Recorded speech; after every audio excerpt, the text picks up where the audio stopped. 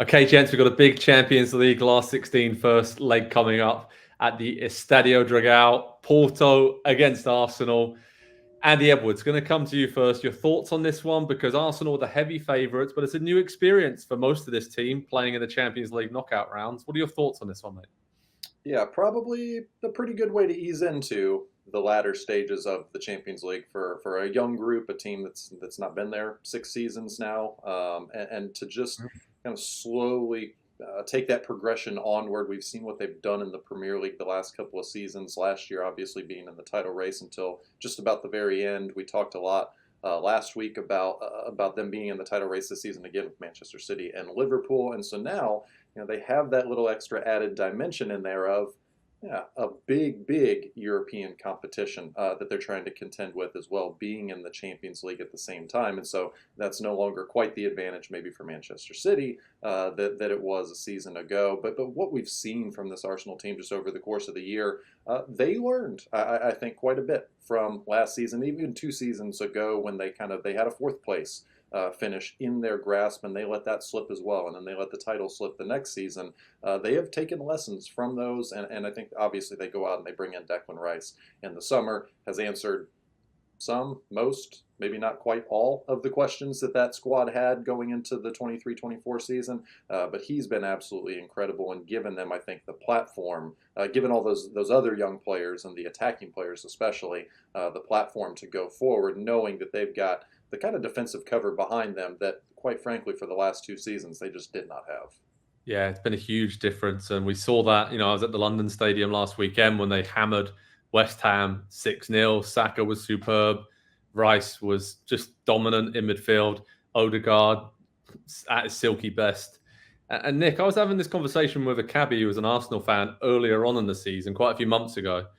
And I said, I don't know if they're going to win the Premier League, but I'd almost look at them as more favourable to make a run in the Champions League. And when that, with the style of play, the way that they play and the intensity, it seems like they're a bit better suited to playing in the Champions League, even more so than they're on the Premier League. Does that make sense? Do you agree with that? It does. When I saw this in the running order, it just so happened I'm seated around my books, and I realized that I have great expectations for Arsenal this season. I'll tell you why. I think exactly what you said. Individual players who can win 1v1 battles. Odegaard has, I don't want a continental mindset. I don't know what you want to say, but the kind of guy who thrives in those situations, especially when you haven't had to defend him before. And that's not to say that these world-class teams haven't had to defend a player of Odegaard's caliber. I'm not being Premier League centric in that way. But what I would go as far as to say that if you tell me Arsenal's going to go up against in a meaningful two-legged affair or one-legged affair, should they get to the final, if it's not against someone familiar with them, so if they dodge a Premier League team, I think I kind of expect them to be right there, if not win. The first time you're dealing with a Saka or the way that they can change things around. Joe, you pointed out, you were at a recent Arsenal game, and you pointed out the way that Arteta had introduced Trossard in a different manner. And I think Arteta's been very clever there. I think their lack of a number 9 hurts them from week to week in the Premier League. I don't think it hurts them as much in Europe, if that makes sense. No, it does. And I think there's something about just it's a novelty factor for this Arsenal team to be in the Champions League and to also be in the knockout rounds. There's an excitement, there's a buzz, there's almost like we have to make the most of this opportunity because maybe the Premier League's so strong, we may not always be in this position for the rest of our career to be playing in this. So they seem to really be enjoying it.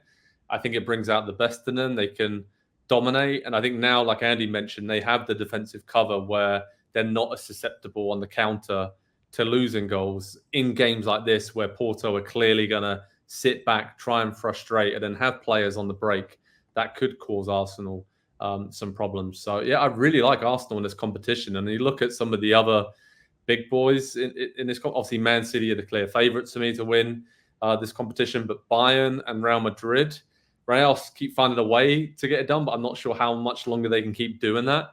Bayern are struggling.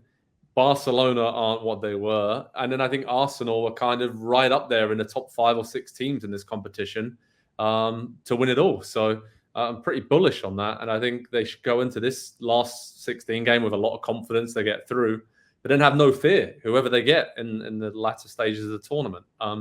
But anyway, when we focus on who they've got right now, obviously they're playing Porto, not having a great season in Portugal. They're in third place in the table. I mean, Pepe's still going strong. He's 40 years old. He's the skipper. Evan Nilsson's the top goal scorer. And I'm looking at the group stage, it was pretty easy for them. I mean, 4 wins from their 6 games. The only 2 games they lost were against Barcelona. But obviously they had Shakhtar and Royal Antwerp, the debutants in there. So it wasn't really that big of a test for them. But they have pulled off a lot of surprises over the years when you think about Porto, and they're consistently sort of in the knockout rounds of this competition. So Arsenal can't take them lightly, and they won't. But it feels like this is a good time to play them. Yeah, probably, but I don't know. You go away the first leg, young team, first time into the knockout rounds. There is an alternate universe, or maybe it's this universe, where they go into that first leg and they struggle a bit, and they need to find their feet and kind of wrap their heads around the occasion. I'm probably grasping at straws here, trying to make this tie a little bit more interesting than it is, because I mean, you're right. Arsenal are, objectively speaking, one of the 3 or 4, maybe 5 best teams in the world right now. And I think a lot of that is because the Premier League is so top heavy at the moment. I think you'd probably put the 3 top teams in the Premier League right at the top of that list. You've got Bayern that are a lot down this year by Bayern standards. And since we're talking Champions League, can we just throw in a mention for Harry Kane going to Bayern to win trophies and then probably not winning any trophies in his harsh. That's harsh. Love Harry, but objectively speaking, it's quite funny that is occurring in this timeline. But Real Madrid, though, I do want to push back on one little point you made there, Joe. Underestimate Real Madrid, predict their downfall, however you want to phrase it, at your own peril in the Champions League, especially. It comes March and April and May. You know who's going to be there. Real Madrid will be there. They will find a way, and then they will hit their stride. They're like, for the Champions League, what Man City are with the Premier League, right? In terms of that late season. Been there, done that so many times, completely unbothered by, we struggled in September and October, November, December, January, even February. We're going to struggle a little bit, but come the end of the season, they're going to be the best versions of themselves. I just worry a little bit with their key attacking players. See Bellingham pick up an injury recently. If one of those guys does go down, they don't have an awful lot of depth, which is crazy to say for Real Madrid, but they are kind of just struggling through some injuries. Anyway, back to Porto, Arsenal. Nick, when we think about the score prediction, the key battles in this game, I mean, again, is it too harsh to say that Arsenal have an opportunity here to really end this tie in Porto in the first leg, try and get it done and dusted, and then they can focus on the Premier League and then the quarterfinals of the Champions League? Or am I getting a bit too ahead of myself? Well, I think there's an opportunity there, but I also look at what happens when you get to this stage in the preparation. And I don't want to say the caginess, but everybody's up for the occasion. And I kind of look at the Copenhagen Man City game and say, is it going to get too much more wide open than that? I look at the first round of games that we witnessed, right? We saw no more than a 2-goal win. So if you were to tell me that Arsenal walks out of there with a 2-goal win, yeah, but I don't see anything.